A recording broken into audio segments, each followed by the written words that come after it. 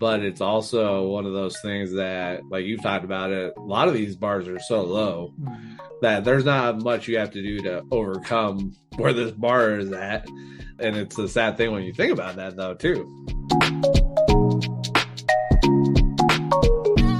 Recording is in progress. It is. Did you, is it just the recording now, or is this Facebook Live? No, it's just recording. We just recorded? Okay. Yeah. I don't think we've earned a Facebook Live yet. Just kidding. I'm kidding. No, I don't even think it's that. I think the aspect when you look at it, like we have all these different platforms, but I honestly think even if you have a big following, you still don't get everybody on when you do a Facebook Live. But everybody's going that route because it's available to everybody. Unless you're like TikTok, where to go live on TikTok, you have to be able to have 1,000 followers. You might want to. Can we slide you in? Because I mean, it's your page, so people probably want to see your face. No, they want to see like No Man's Land. Let's back that way. Okay, so here's something funny, right? All different platforms get different pieces of me. Facebook is my main squeeze, right? So majority of my content automatically goes through Facebook because I usually post there. Yeah. Right? But Instagram has like all of my poetry. Okay. LinkedIn has all of my blogs, and they all get kind of shared back eventually to Facebook. But each platform gets different things that you really have to follow all of my platforms to get everything.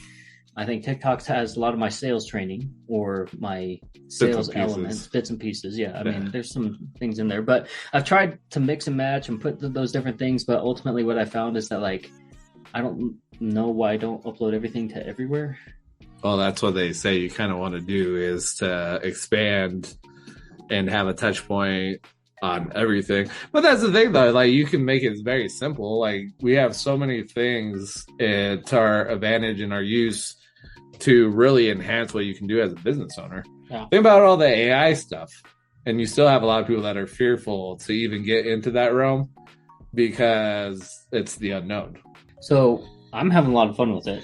I know you are. That's what Sharon had brought up in the chat today, was the fact of you really diving into it, which honestly, that's something that if you really run a business properly, it's not everybody doing it, but it's you learning and then turn around and being able to educate whoever that might be.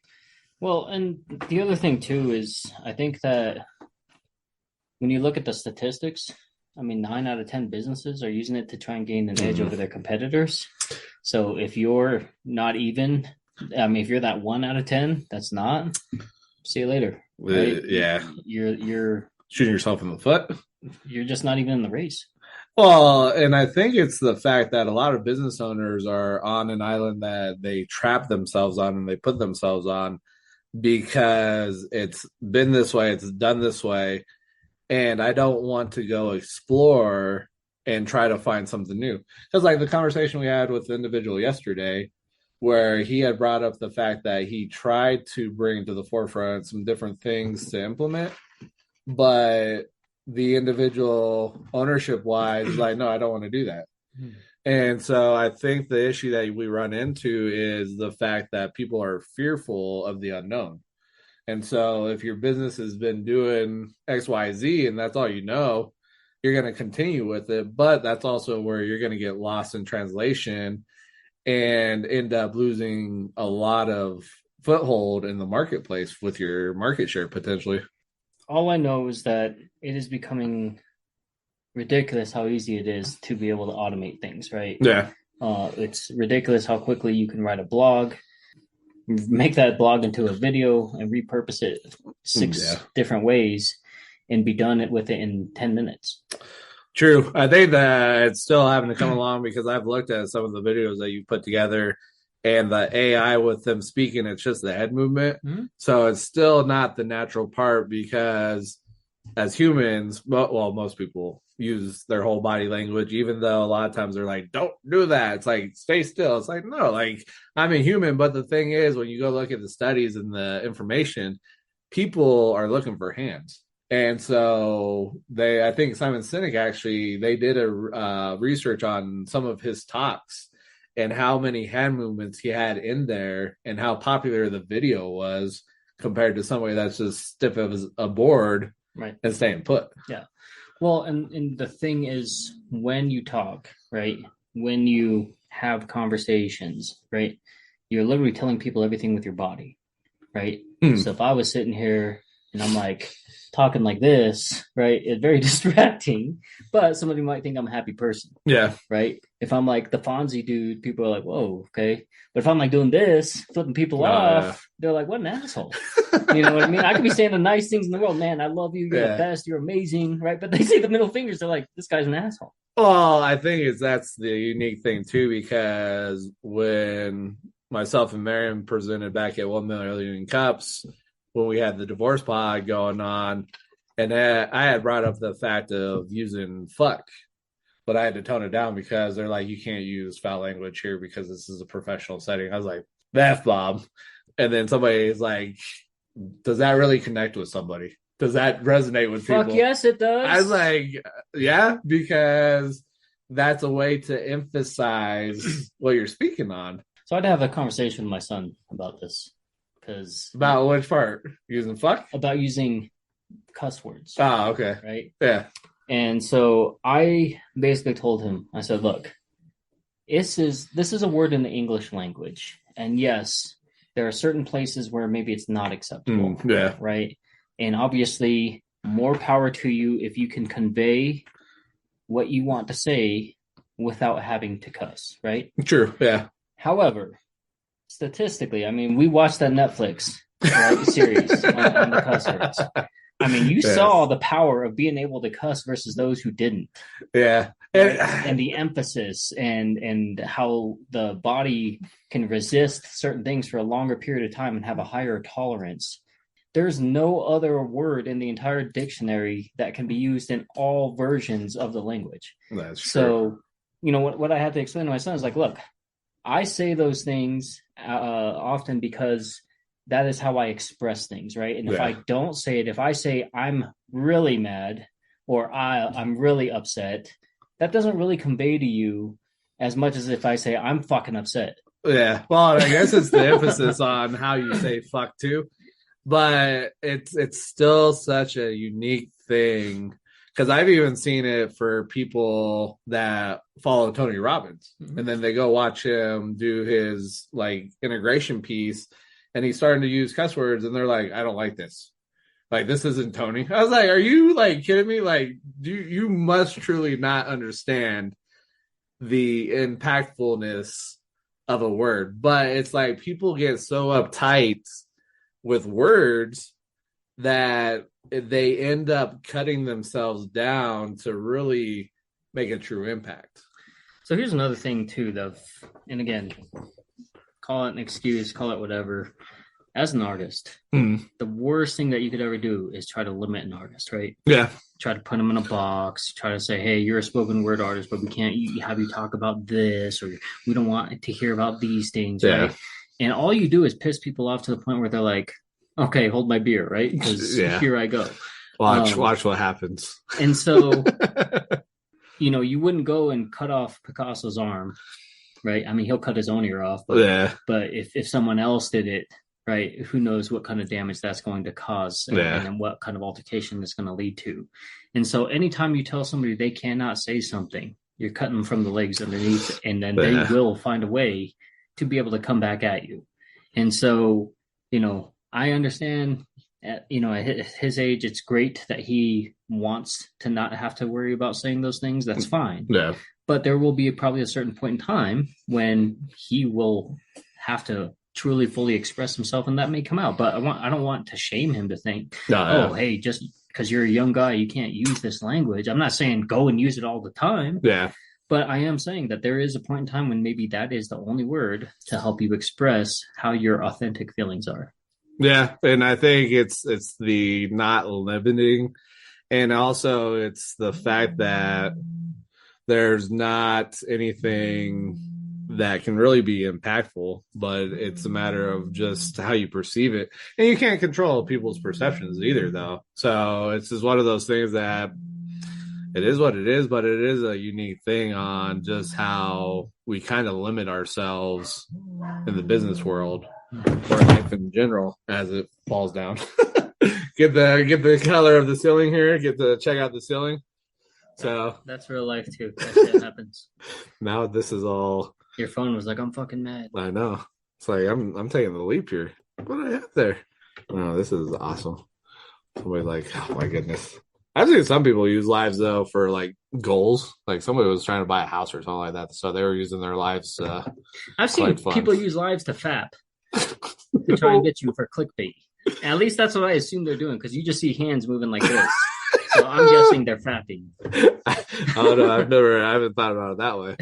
But yeah, it's a unique thing. This is a very unique conversation that we're having for this episode here. But I think it's the aspect that you're building something, but you can't limit yourself. And so if you limit yourself because other people are telling you X, Y, Z, you can't do this and that, you're truly hurting yourself in the long run. Well, and I just think that like the older you get, the more you realize how much bullshit you dealt with. Yeah. Right. But also, I mean, there's a learning phase, there's a growing phase, there's opportunity to learn, and so you're, until you can learn to decipher it, you just kind of go with what you hear. Yeah. And some people never grow out of that, unfortunately. I wouldn't say it's necessarily a wrong thing because maybe they just weren't never exposed to something different or maybe life was simpler because of that. I mean, hell, I've talked about being jealous of somebody that can just go work a 9 to 5 and call it quits. Yeah, leave work at work. But I think it's the jealousy part of certain things that can take place as a business owner. It's your baby, so I think it's that fact that you don't want to potentially lose it. Yeah, but your babies grow up and move out of the house and move on to other shit, And so if you look at it like that, it's, and really, I would say a better terminology is that people treat it like it's their marriage. Yeah. Well, some people, right? Because we know the statistics. So let me take a step back. Some people treat it as a marriage as if it's supposed to be life and death. Oh, yeah. Right? And they don't know when to maybe let it go and not realizing that, hey, you know what? There are plenty of people who go up here and raise a business to sell it, to go on to the next thing. Yeah. There are plenty of people who are looking to buy something that exists already and take that over. Mm-hmm. But most small business owners take on something, run it to the ground, and then they talk about the glory days long after it no longer exists. Yeah, and that's a unique approach too when you think about it. People that are building businesses to be able to sell them down the road and then flipping and building another one. Because honestly, if you give somebody something to start with, it may put them in a better position than them starting from scratch because things are already set up in place. But I think this also goes into the fact that we have so many industries that are still so old school and are hard to come with the change, hard to make the proper change to get with the times. Because look at like insurance. Like you have everybody that it's still, I can shop 10, 15 different carriers for you. Okay, that's cool.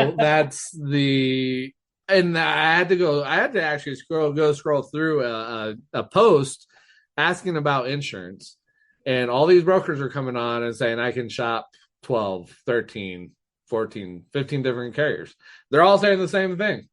So what is it that separates you from everybody else? Because if you all do the same thing, there's no way to stand out and not be just another. It's just like everything else. It's the consistency. So by them responding, that's better than nothing, right?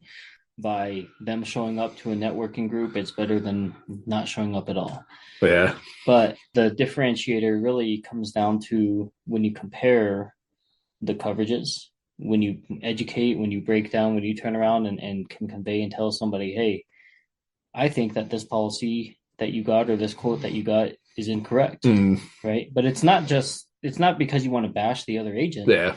It's because at some point you're going to find out how bad that policy is. You're going to find out how wrong it very is. Yeah. And hopefully it's not because you had an accident and the claim got denied. Hopefully it's not because your policy was short and you now have to pay $50,000 out of pocket, right? But again, most people, and this is the shittiest part about that industry. Okay, now you got me on one. But the shittiest part about that industry is statistically, there is actually a company that goes out and does all this research, all these surveys. You see, you got the hands going and everything now.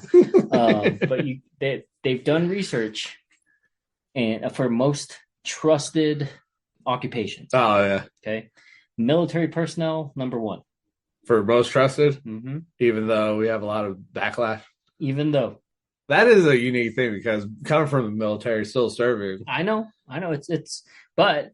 Generally speaking, if you go and speak to somebody in the military, there's a trust there, right? Police officers, all those things. Nurses and doctors are up there. Right? Interesting. Right? Bottom of the barrel. Bottom of the barrel. Garbage men, which for some reason, I mean, they don't even talk to people. Yeah. And they're listed as most untrusted. Car sales, and then insurance. And lawyers. Insurance is up there with lawyers? And car sales. That is nuts. So financial advisors go there, right? So think about this. Yeah. This is your livelihood. These are your assets. Yeah. This is your money. And yet they are the least trusted industries. So that goes to show you how shitty people in this industry and in the financial industry in general are, how shady, how shitty they are, that you can tell somebody, here's a $500,000 asset that I own and I'm going to trust you with it, but I really don't trust you with it statistically. I just know I have to have it, so I'm going to settle for the shit no matter what it is, and I will figure it out later. Oh man, that's nuts. But it's also, I think, what you've built and what you're putting out there, to see people come back a year later and ask for advice or ask for help is a huge thing, because that goes against what you're saying with insurance agents and all that being bottom of the barrel.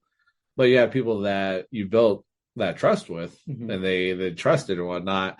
And it's a unique thing to see that, but it's also one of those things that, like you've talked about it, a lot of these bars are so low that there's not much you have to do to overcome where this bar is at. And it's a sad thing when you think about that, though, too. We're going to shift gears here, and it'll kind of come back to this. Hopefully, if in my mind, if it makes sense, I can tie this back. When was several years ago, the Joker movie came out? Oh, yeah. Right? And I remember sitting there after the movie, being wowed. In my mind, I'm like, wow, this was done very well. It brought a whole different version, right, to the Joker. Joaquin Phoenix, I think, did a really great job. I still like what's his name? Heath Ledger. I still like that version as well. I still like Jack Nicholson, but there was just something about him having the mental health aspect of it, right? And it really tapped into that. And I remember talking to my buddy Aaron, and of course, every time Aaron and I talk, we go dodown not the rabbit hole. It's like we go into an entire different galaxy of conversation. But nonetheless, I said, I really liked this version. And I said, I think it's because he's so relatable, right? And Aaron turned around, and the first thing he said, though, isn't that the sad part, though? Is that this was the best Joker because of the mental health piece, because of all the different aspects that he was the most relatable. Before, the other versions were out there. It was crazy. It was dark. It was different because we didn't experience it. But this was my favorite Joker because he was the most relatable, because it related to so much mental health stuff and chaos. Yeah. So needless to say, when you look at that, right, and coming back to this talk about the industry, it is not hard to do really our job very well. Right? You pick up the phone, you do the quote, and you get it out to them within a timely manner. But yet, the busier you get, the less human it feels. Right? more that you make, the less human interaction that you have because you are getting busier. But then when you first start out and you have the time, nobody wants to give you the time. Oh yeah. But when you all of a sudden you're super busy and you have no time is when everybody wants to give you opportunity. Just like the bank, they only give you money when you can afford it. True. Right? Like the human psyche is so weird. Yeah. Right? And the interactions that go with it and the people that are tied to it, it is so fucking weird because you could want nothing to do with me until the minute I make a name for myself. Oh yeah. Right? And then people who, like there's a billion people on TikTok now, right? I mean, I don't know the exact numbers, but I've heard close to 1 billion. Everybody on there is trying to make a name for themselves. Everyone is trying to find a following. Everybody wants to go viral, right? And viral means different things to different people. For some person, viral means 1,000 views. For someone else, it's 1 million, right? And again, I don't even know what constitutes as viral anymore. Somebody was saying viral, a lot of times it's like 10 times your normal average. Okay. So, I can make a video and get 10 views and be like, cool, I went viral, right? If you're using the 10x, because I know for me, when you look at it, and that's the unique thing though too, is because every platform is different. Mm-hmm. And so like average wise, TikTok, I think is now about 270 for me. So you're looking at 2,700 to hit that. Yeah. But Gary Vee brought up the fact that if you're chasing the likes and all the vanity stuff, you're truly missing out on what it is. And so, but it is one of those things that it's the dopamine hit. It's the stuff that you can see, because you never know. Somebody may constantly watch your stuff and never say anything. 100%. But what impact's being made? Because there's actually comment on one of the reels that we did for the business page, how I was talking about the fact of coming together and whatnot, and they're like, no, stupid people in large group, ... I was like, first off, appreciate you taking the time to comment, but what you focus on is what's going to expand. Keep trolling. And please, so keep trolling, because you're just bringing my views up. If you're thinking about the fact that there's dumb people, that's probably an indication of potentially what you're doing. And that's the people that are showing up. Because if you're not worried about that, but you're worried about the value that you're putting out and the people you're connecting with, stupid people that you consider stupid, and that's the thing, everybody's terminology for stupid is going to be different. So it is one of those things in regards to what that is. And here's the thing. We live in this society, in this world today, where everybody thinks they can one-up someone. Oh, yeah, you got to love that. Right?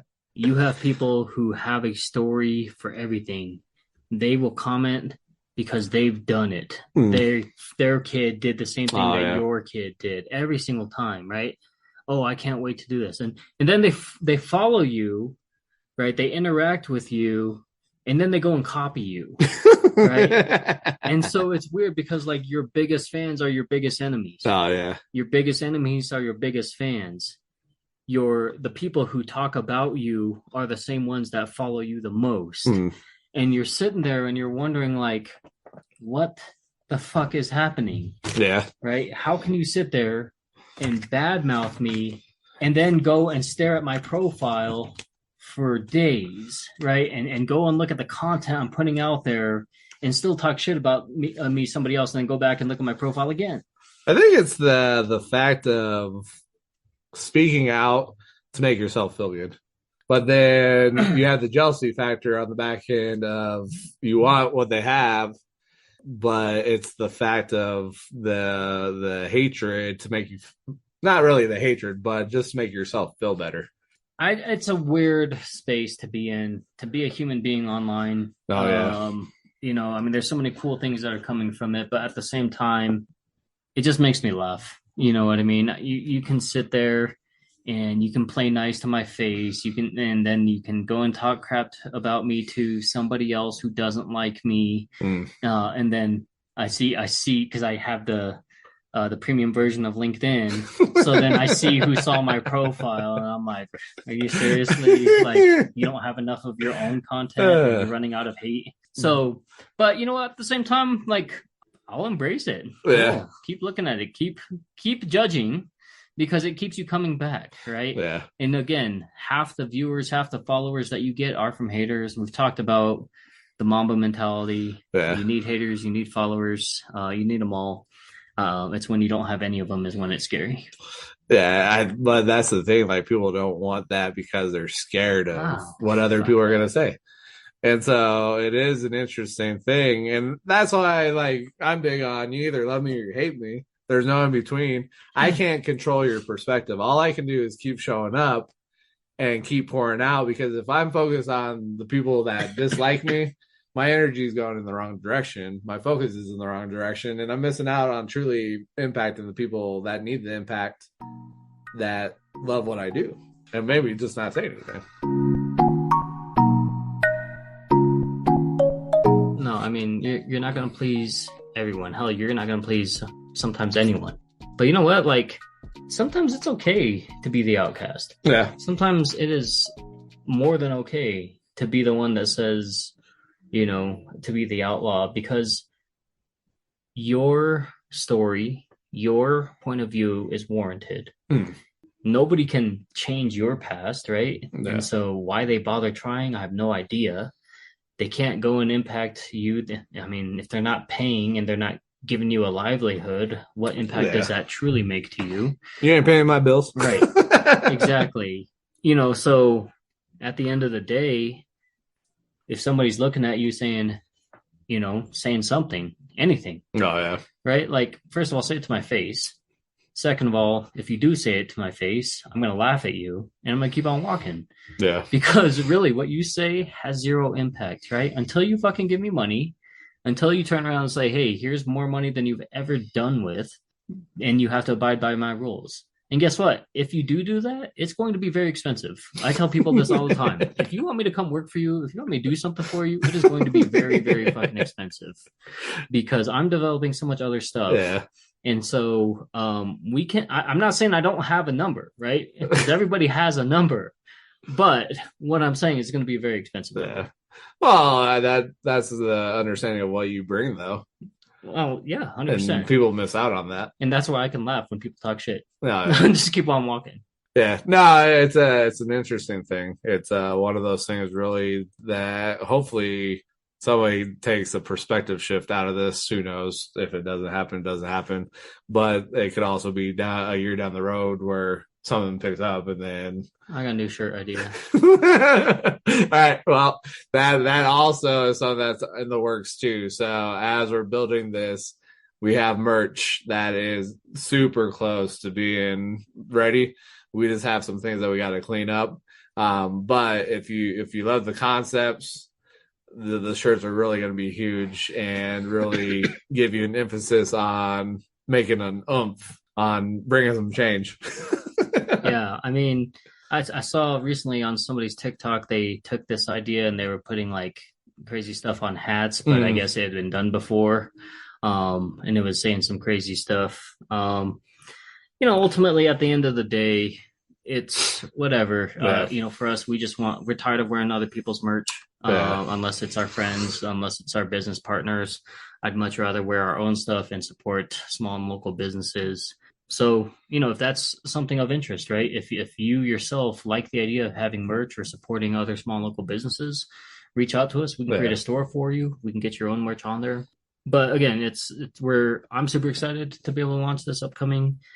I also think that it's exciting to know that, you know, we don't have to wear name brand stuff anymore, because now we get a chance to support the people that have supported us and vice versa. And I think it's going to be a big statement, you know, to be able to turn around and say, hey, we only wear stuff for other brands that are doing big things, that aren't tied to a corporation. Yeah, no, that's going to be huge, really, to have the ability to really support.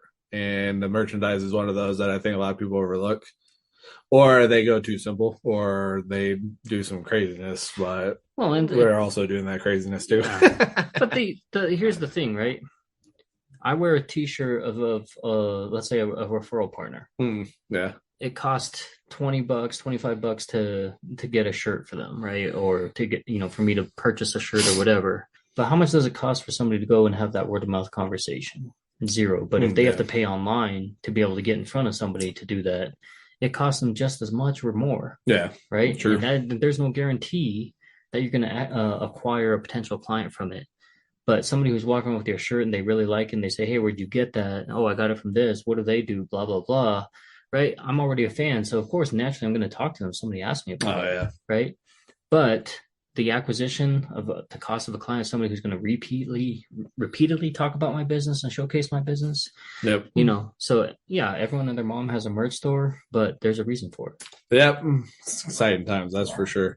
It's unique when we get into different conversations. It's all under the umbrella of legacy digging, but sometimes it's like, I don't know, we'll find out where this goes. Well, I think that's the fun part too. It's not that we're on purpose with it. It's just that maybe we didn't have a specific topic, right? And again, you could chalk it up to a long week. You could chalk it up to different things that we're going through, mentally, personally. My niece was born this week. Yeah. And what's been amazing is to watch my son, the same one who's basically telling me about cussing, right?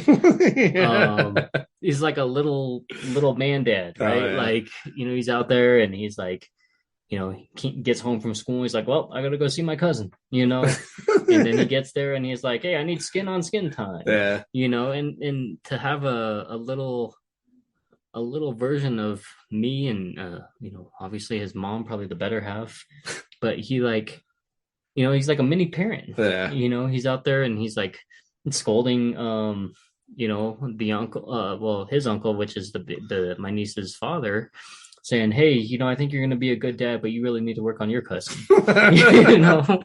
Oh, and he's sitting there and meanwhile he's like, hey, can you take me to go get some apple juice?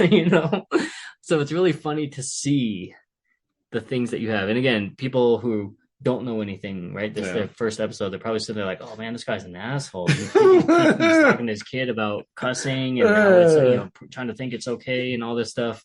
But again, all the things that my son has. I mean, my kid could probably do inventory better than most adults. It's true. Right? My kid probably has a better sense and understanding of business than most adults because we spend that diligent time helping him. At 7 years old, he owns an e-commerce business. And so all these people who are listening, if they've only made it through the first 30 seconds or first 5 minutes of that episode, probably think I'm an asshole. The rest of the people who've been following my journey, who know me personally and who've made it this far, now are probably thinking, oh, well, shit, I judged him, but that's crazy to think that his kid he's probably just saying that, right? Yeah. But you've seen it. Yep. And, what's crazy is just that, again, they put me in a box from the first 5 minutes of the conversation. Yeah. Well, that's a good thing though, because it's like, hey, but there's only a way to go, and that's really they have to adjust their perspective. Yeah. We can't control that. No. And I don't care to, right? Say whatever you want. I'll just laugh and keep going. But I encourage you to comment, right? Go ahead and say whatever you want. Talk as much shit. I'll just laugh online. It gives us entertainment and viewership. So. Yeah, it's very true. I think I would say that my biggest takeaway from this week is like, man, I can't believe that I used to complain ever about money or opportunity. I used to complain about not making enough money, about being poor, about my circumstance. And again, it's not like I'm rolling in the dough. Yeah. But to know that there's opportunities and I'm creating them for myself, teaching my son to create his own opportunities, right? Encouraging those who are around me to say, you know what, if you have a dream, go after it. Yeah. To me, I'm like, I'm real mad. I'm real fucking mad that nobody bothered to take the time to share this with me. Now, maybe somebody did and I wasn't ready and it just went in one ear out the other, because that happens a lot, right? And I'm not going to discredit and say that probably I never had it. Well, yeah. But I am real mad that nobody was on a crusade to turn around and say, I know you've heard this a million times, but it's the 1,000,001st time that it's really going to make sense to you. Because there's not enough people talking about it. Yeah. Which again, I can understand because it falls on deaf ears. Yeah. Well, we've seen it. We've seen it even on our own stuff where people are like, I love what you're doing.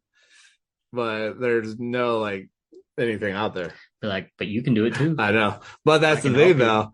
I think it's a matter of just learning and growing and this moving forward and making an adjustment and making the pivots where it need be. But the opportunities are there. It's just you got to go make them and go create them yourself.